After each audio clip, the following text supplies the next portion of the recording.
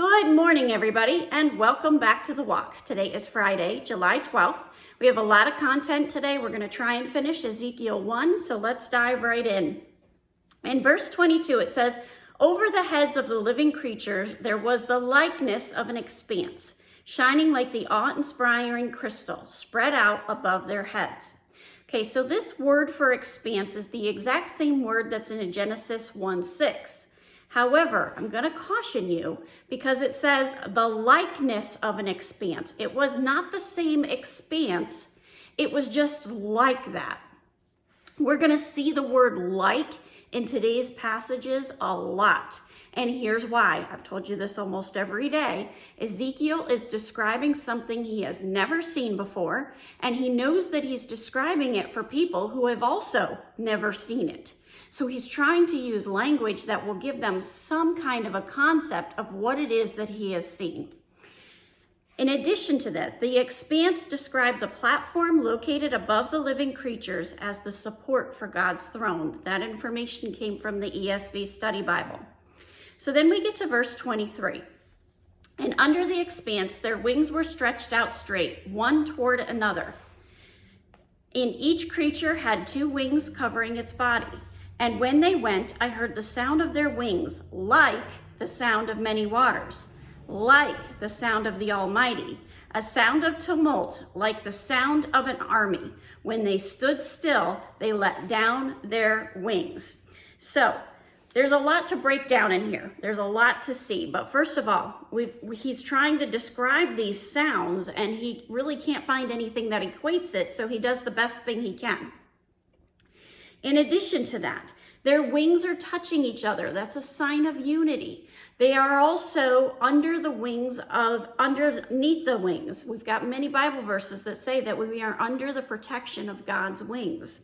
Now, this sound of an army, we've got to keep in mind that this year on the Hebrew calendar is called the year of advancement. It's the year of a persistent, prevailing warrior moving forward. The steps that are ordered of the Lord are the steps of that warrior.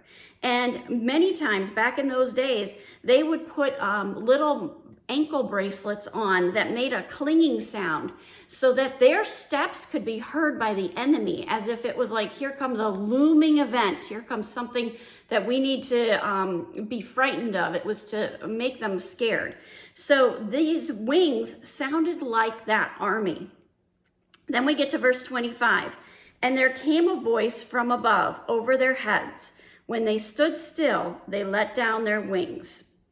So what does this say in the King James Version? In the King James Version, it says, "And the likeness of a firmament upon their heads of the living creature was as the color of the terrible crystal, stretched forth over their heads above. From under the firmament were their wings straight, the one toward the other. Every one had 2, which covered on this side.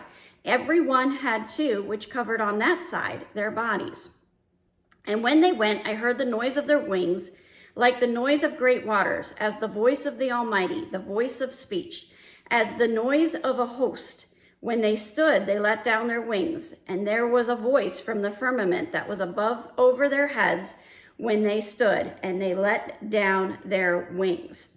So we've got to look at the reverence here. It doesn't mention the army in the King James Version, but it mentions a host. A host is a large group, so maybe that's where that's coming from.